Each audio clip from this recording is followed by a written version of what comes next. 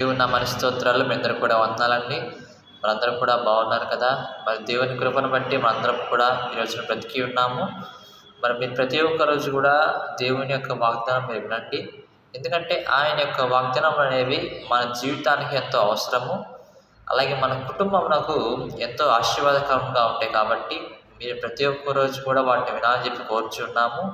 అలాగే ఇంకా అనేక మందికి కూడా ఈ యొక్క వాక్యాలు మీరు పంపించండి. మరి ఈరోజు మనతో దేవుడు ఏం వాగ్దానం మాట్లాడబోతున్నాడు అనేది ఏంటో మనం చూద్దాం. ఒక ప్రార్థన చేసుకొని మనం చూద్దాం. స్తోత్రం స్తోత్రం స్తోత్రం స్తోత్రం స్తుతి స్తుతి స్తుతి స్తుతి స్తుతి పరిశుద్ధుడా యేసయ్యా, ఈ ఉదయకాలపు సమయంలో ప్రార్థన ఆలకించండి. గొప్ప దేవుడు నీవే తండ్రి, సర్వాధికారి నీవే తండ్రి. ప్రభా నీవే మాతో మాట్లాడిన ప్రభా, ఈ రోజున మా జీవితాలకు ఎటువంటి వాగ్దానం అయితే అవసరమో, మేము ఎటువంటి పరిస్థితుల్లో అయితే ఉన్నామో దాన్ని గుర్తించి మాకు మేము వాగ్దానమును దయచేయండి ప్రభా. ఈ రోజున మేము తండ్రి ఎటువంటి సవాళ్ళను ఎదుర్కొంటున్నామో, ఎటువంటి ఛాలెంజెస్ని మేము ఎదుర్కొంటూ ఉన్నామో అది తండ్రి మేము మాకు సహాయం చేయండి. ప్రతి ఒక్క మేము వెళ్ళే మార్గంలో కూడా మీరే మాకు సహాయం చేసి ఆశీర్వాదమును దయచేయమని వేడుకొచ్చున్నాం. మీరే మాతో మాట్లాడే ప్రభా, మేము ఎదురు చూస్తూ ఉన్నామయ్యా. మాతో మీరే మాట్లాడి సహాయం చేయమని యేసునామమును బట్టి మిక్కిలి వినయంతో ప్రార్థించి అడిగి వేడుకొంచున్నాం పరమ తండ్రి, ఆమేన్. మరి దేవుని యొక్క వాగ్దానం మనం చూస్తే కనుక కీర్తనలు 30వ అధ్యాయము 12వ వచనం మనం చదువుకుందాం. 30వ అధ్యాయము 12వ వచనం మనం చదువుకున్నట్లయితే, నీవు నా గోనె పట్ట విడిపించి సంతోష వస్త్రము నన్ను ధరింపచేసి ఉన్నావు. యెహోవా నా దేవా, నిత్యము నేను స్తుతించెదను. ఇక్కడ మనం చూస్తే కనుక దేవుని యొక్క మాటగా, నీవు నా గోనె పట్ట విడిపించి సంతోష వస్త్రమును నన్ను ధరింపచేసి ఉన్నావు. నిజంగా అప్పుడు కాలంలో మరి కొన్ని వందల సంవత్సరాల క్రితం ఏంటంటే, ఈ గోనె పట్ట అనేది ఎందుకు ఈ యొక్క మనుషులు కట్టుకుంటారంటే కనుక, వాళ్ళకి ఏదన్నా బాధ వచ్చినప్పుడు, వాళ్ళ కుటుంబంలో ఏదైనా పెద్ద సమస్య వచ్చినప్పుడు, ఇంకా మా వల్ల కాదు, ఆ సమస్యను తీర్చడం మా వల్ల కాదు అన్నప్పుడు ఏం చేస్తూ ఉంటారంటే, అప్పుడు కాలంలో ఉండే వాళ్ళు గోనె పట్టాలు కట్టుకొని దేవునికి ప్రార్థన చేసేవాళ్ళు. గోనె పట్ట కట్టుకొని దేవునికి వాళ్ళు ప్రార్థన చేసే వాళ్ళుగా ఉంటూ ఉన్నారు. అయితే వాళ్ళు ఎలా ఊహించుకుంటున్నారు అని మనం చూస్తే కనుక, ఈ గోనె పట్ట అనేది మనం చూస్తే ఇంట్లో మరి కాళ్ళు తుడుచుకోవడానికి వేస్తూ ఉంటారు. కాళ్ళు తుడుచుకోవడానికి అదే గోనె పట్ట అనేది వేస్తూ ఉంటారు. ఇంకా ఏదన్నా సరే మరి చిన్న చిన్న పనులకు ఏదన్నా మరి వాడుతూ ఉంటారు. అయితే వాళ్ళు ఎలా ఊహించుకుంటున్నారంటే కనుక, ఒక పాదము కింద దూరిలాగా గోనె పట్టాను కాళ్ళు తుడుచుకోవడానికి, కాళ్ళ కింద ఏదైనా మట్టి ఉంటే దాన్ని తుడుచుకోవడానికి ఉపయోగిస్తారు. అయితే వాళ్ళు ఏమనుకుంటున్నారంటే కనుక, మరి పాదము కింద దూరిలాగా వాళ్ళని వాళ్ళు అనుకొని ఏం చేస్తున్నారంటే దేవునికి వాళ్ళు ప్రార్థన చేస్తున్నారు. అంటే దీన్ని బట్టి మనం చూడాల్సింది ఏంటంటే, వాళ్ళు ఎంత తగ్గించుకొని ప్రార్థన చేస్తున్నారు చూశారు కదా, ఎంత బాగా తగ్గించుకొని ప్రార్థన చేస్తున్నారు చూశారు కదా. దేవుని బిడ్డలారా, మనల్ని కూడా దేవుడు అదే కోరుచున్నాడు. మన ఎదురు నుంచి తగ్గింపు కలిగిన హృదయము, తగ్గింపు కలిగినటువంటి మాటలు, తగ్గింపు కలిగినటువంటి ప్రవర్తన, ఇవన్నీ కూడా దేవుడు ఏం చేస్తున్నాడంటే మన ఎదురు నుంచి ఆశిస్తూ ఉన్నాడు. కాబట్టి మనం ఏం చేయాలి? మరి ఎటువంటి సమస్య వచ్చినా సరే కుడికి కానీ ఎడమకి కానీ మనం తిరగకుండా ఏం చేయాలంటే దేవునికే మనము ప్రార్థన చేస్తూ ఉండాలి. కుడికి కానీ ఎడమకి కానీ తిరగకుండా మనం ఒకే వైపున, అంటే దేవుని వైపున మనం ఉండేసి ఏం చేయాలంట ప్రార్థన చేస్తూ ఉండాలి. నా గోనె పట్ట విడిపించి సంతోష వస్త్రమును ధరింపజేసి ఉన్నాం. నిజంగా ఈరోజున మనం చూస్తే ఈ ప్రతి ఒక్కరు కూడా వారి యొక్క సమస్యల గురించి అసలు ప్రార్థన చేయడం లేదు. ఒక్కసారి ఒక సమస్య వస్తే కనుక దాన్ని విడిచిపెట్టి వాళ్ళు వెళ్ళిపోతూ ఉన్నారు. ఇంకా మా వల్ల కాదు, మేము ఇంకా చేయలేము అనేసి వాళ్ళు ఈ యొక్క గివప్ అంటారు, అంటే ఇచ్చేసి వెళ్ళిపోతూ ఉన్నారు. మేము ఇంకా చేయలేము, మా వల్ల ఏం కాదు అని చెప్పేసి అనుకొని చేసి చాలామంది దేవుడు ఇచ్చేటటువంటి ఆశీర్వాదమును వాళ్ళు కోల్పోతూ ఉన్నారు. అలాగే ఇక్కడ మనం చూసినట్లుగా దేవుడు ఇచ్చేటటువంటి సంతోష వస్త్రమును వాళ్ళు కోల్పోతూ ఉన్నారు. కోల్పోయి ఎవరి దగ్గర వెళ్తున్నారంటే సాతాను వైపు వెళ్తూ ఉంటారు. మన దేవుని దగ్గర రాకుండా సాతాను వైపు వెళ్తూ ఉంటారు. అంటే వేరే వేరే పూజారుల దగ్గరికి వెళ్ళడం కావచ్చు, వేరే వేరేటటువంటి ఆ యొక్క మాంత్రికుల దగ్గరికి కావచ్చు. ఇవన్నీ కూడా దేవునికి ఇష్టం లేనటువంటి పనులు. వాటి యొద్దకు వెళ్తున్నారు చాలామంది ప్రజలు కూడా. కానీ దేవుడు అతని యొద్ద నుంచి ఆశించడం లేదు. నువ్వు క్రైస్తవుడుగా ఉన్నావంటే కనుక నీకు చేయవలసిన పని ఏదైనా ఉందా, ఒక సమస్య వచ్చినప్పుడు నీకు చేయవలసిన పని ఏదైనా ఉందా అంటే కనుక ఒక క్రైస్తవునికి ఈ యొక్క ప్రార్థన చేయటము, అది ఒక్కటే క్రైస్తవునికి పని. ఎటువంటి సమస్య వచ్చినా, ఎంత పెద్ద సమస్య వచ్చినా సరే ఒక క్రైస్తవునికి చేయవలసినటువంటి బాధ్యత ఏదైనా ఉందా దేవుళ్ళు అంటే కనుక ప్రార్థన చేయటం ఒకటే. కన్నీటితో ప్రార్థన చేయండి. మీ కుటుంబం కొరకు, మీ కుటుంబంలో ఉన్నటువంటి సమస్యల కొరకు మీరు కన్నీళ్ళు విడిచి ప్రార్థన చేయండి.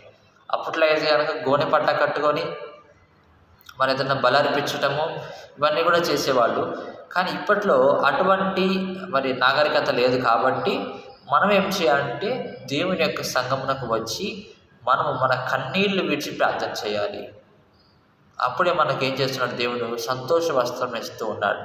మరి ఇదే 30వ అధ్యాయమున మరి 5వ వచనం చివరిలో మనం చూద్దాం. ఇదే 30వ అధ్యాయము 5వ వచనం చివరిలో మనం చూస్తే కనుక, సాయంకాలమున ఏడుపు వచ్చి రాత్రి ఉండినను ఉదయమున సంతోషం కలుగును. అంటే మనం ప్రార్థన చేస్తూ ఉన్నాం, చాలాసేపు ప్రార్థన చేస్తున్నాం. సాయంకాలమున ఏడుపు వచ్చింది అంటే మనకు సాయంకాలం ఎలా ఉంది, చాలా దుఃఖపడుతూ ఉన్నాం, దుఃఖపడుతూ ప్రార్థిస్తూ ఉన్నాం. అలాగే రాత్రిపూట కూడా మనం దుఃఖపడుతూ ప్రార్థిస్తూ ఉన్నాం. అలా ప్రార్థించగా ఏమంటున్నాడు, ఉదయమున సంతోషము కలుగును. ఎవరు ఇలా ప్రార్థన చేశారు బైబిల్లో? యాకోబు సమస్య గురించి ప్రార్థన చేశాడు. సాయంకాలమున ఆ దుఃఖ సమయంలో సాయంకాలం నుంచి ప్రార్థన చేస్తూనే ఉన్నాడు. రాత్రి అంతా కూడా ఏంటంట మరి ఏడుపు వచ్చిందంట అతనికి. సాయంకాలం ఏడుపు వచ్చింది, ప్రార్థన చేస్తూనే ఉన్నాడు. రాత్రి కాలమున ఏడుపు వచ్చింది, ప్రార్థన చేస్తూనే ఉన్నాడు. అలా చేయంగా దేవుడు అతనితో మాట్లాడటము అవన్నీ కూడా జరిగిన తర్వాత అతను ఉదయ కాలమున ఏం చేశాడు, సంతోషమును చూశాడంట.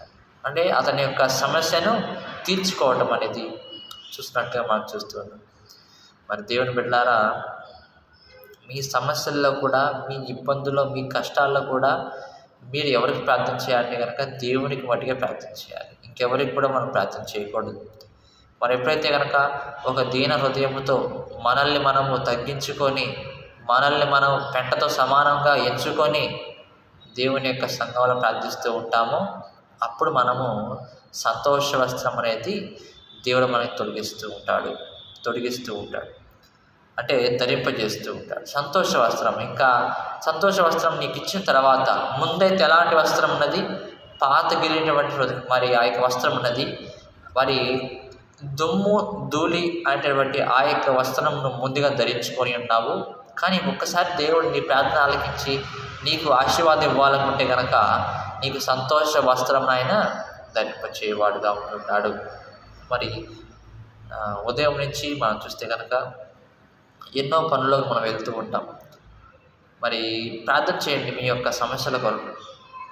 మీకు ఉద్యోగం రావట్లేదా, ప్రార్థన చేయండి. ఇంకా వివాహాలు అవ్వట్లేదా, ప్రార్థన చేయండి.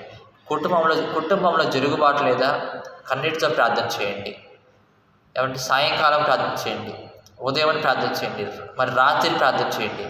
ఎప్పుడైతే మీరు రాత్రి దేవునికి విశ్వాసంతో ప్రార్థిస్తూ ఉంటారో ఆ ఉదయకాలం సమయమున, ఆ తర్వాత ఉదయకాలమున ఏం చేస్తుంటామంటే ఒక మంచి వార్తని నీ యొక్క చెవిన వింటూ ఉంటావు, ఒక మంచి న్యూస్ని నీ యొక్క చెవిన వింటూ ఉంటావు. నీ యొక్క ఇంటర్వ్యూలో నువ్వు సెలెక్ట్ అయ్యావు, ఈ రాత్రి అంతా నువ్వు ప్రార్థన చేసావు కాబట్టి నాకు ఈ ఇంటర్వ్యూలో నీకు మంచి మార్క్స్ని ఇస్తున్నాను, ఇంటర్వ్యూలో నువ్వు సెలెక్ట్ అయ్యావు అని చెప్పేసి గొప్ప వాగ్దానం దేవుడు ఇచ్చేవాడుగా ఉంటున్నాడు.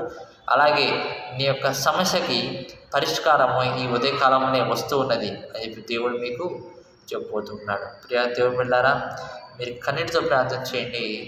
ఇక దేవుడు కన్నీటితో ప్రార్థన చేయండి, ఆయన చూసుకుంటాడు మొత్తం మీద అంతా కూడా. ఎంతోమంది రాజులు మనం చూస్తే కనుక వారి యుద్ధంలో సమస్యలు వచ్చినప్పుడు వాళ్ళు ఏంటంటే మరి వారి యొక్క ముఖమును దేవుని యొక్క ఆలయం వైపు తిప్పుకొని ప్రార్థన చేసిన వాళ్ళు ఉన్నారు. ఆలయం లోపలికి వెళ్ళి ఏడ్చుచూ ప్రార్థన చేసిన వాళ్ళు కూడా ఉన్నారు. ప్రియా దేవుళ్ళారా, అలాగ మనం దేవుళ్ళ ముందుకు వెళ్దాము. సంతోష వస్త్రమును మనం ధరించుకుందాం. దేవుడి మాటలు దీవించి ఆశీర్వదించును గాక. ఆమె ప్రార్థన చేసుకుందాం. స్తోత్రం స్తోత్రం స్తోత్రం స్తోత్రం స్తుతి స్తుతి స్తుతి స్తుతి. పరిశుద్ధుడా యేసయ్య, ఈ యొక్క తండ్రి సమయంలో ప్రార్థన ఆలకించండి దేవా. మాకు వాగ్దానం చేసి ఉన్నావు తండ్రి. యేసుప్రభువా, గోనె పట్టను విడిపించి సంతోష వస్త్రమును ధరింపచేస్తానని వాగ్దానం చేసిన దేవా, నీకే స్తోత్రాలు. నువ్వు ఒక్కడవే ప్రభు సహాయం చేయవాడు. మా సమస్యలు నువ్వు ఒక్కడవే తండ్రి మాకు తోడుగా ఉండేవాడుగా మేము చూస్తూ ఉన్నాం ప్రభు. ఇంకెవరు కూడా మాకు తోడుగా లేరు నాయన. కాబట్టి మా సమస్యలని కూడా నీకు అప్పగిస్తూ ఉన్నాం. మా భారం అంతా నీ మీద వేస్తున్నాం ప్రభా. నువ్వే తండ్రి మాకు సహాయం చేయండి. నీ యొక్క సహాయం మాకు దయచేయండి ప్రభా. నువ్వే తండ్రి దీవెన ఆశీర్వాదం దయచేయండి తండ్రి. ఆయన ప్రభా, ఈ యొక్క వాక్యాలు ఎవరైతే వింటున్నారో ప్రతిరోజు కూడా వారిని జ్ఞాపకం చేసుకొని దీవెన ఆశీర్వాదం దయచేయండి. ఎవరైతే వినట్లేదో వారి యొద్దకు కూడా మా యొక్క వాగ్దానంలో వెళ్ళే కృపను దయచేయండి. అనేక మంది యొద్దకు మా యొక్క వాగ్దానం వెళ్ళే కృపను దయచేయండి ప్రభా. దాన్ని వాళ్ళు కూడా విని నీలో ఎదిగే కృపను దయచేయండి తండ్రి. ఆయన ప్రభా, ఈరోజు తండ్రి ఎవరైతే కనుక నీ యొక్క బిడ్డలు వెళ్తూ ఉన్నారో, వారి యొక్క పనులకు వెళ్తూ ఉన్నారో వారిని జ్ఞాపకం చేసుకుని సహాయం చేయడం వేడుకొచ్చున్నాం ప్రభా. అలాగే తండ్రి, రేపటి దినమున నీ యొక్క వాగ్దానం మేము ధ్యానం చేసుకుంటా కూడా మాకు సహాయం చేయమని యేసు నామమును బట్టి మిక్కిలి వినయంతో ప్రార్థించి అడిగి వేడుకొచ్చున్నాం పరమ తండ్రి. ఆమేన్. పరలోకమందున్న మా తండ్రి, నీ నామం పరిశుద్ధపరచబడును గాక. నీ రాజ్యం మాకు వచ్చును గాక. నీ చిత్తం పరలోకము నెరవేర్చినట్లు భూమి మీద నెరవేరును గాక. మా అనుదిన ఆహారం నేడు మాకు దయచేయండి. మా ఎడల అపరాధం చేస్తున్న వారిని మేము క్షమించిన ప్రకారము మా అపరాధాలను మీరు క్షమించి మమ్మల్ని శాంతికి దృష్టి తప్పించి రాజ్యము, శక్తి, మహిమ, బలం నిరంతరం నీవే ఉన్నావు తండ్రి. ఆమె రక్తమే ఇచ్చాం, ప్రవేశ రక్తమే ఇచ్చాం. ప్రవేశ క్రీస్తున్న మరి సంపూర్ణ విజయం, అపవాది క్రియలకు అంత నాశనం కలుగును గాక. Amen amen. మరి మీ అందరికీ వందనాలు. దేవుడు మిమ్మల్ని మీ కుటుంబాన్ని దీవించి ఆశీర్వదించును గాక. ఆమెన్.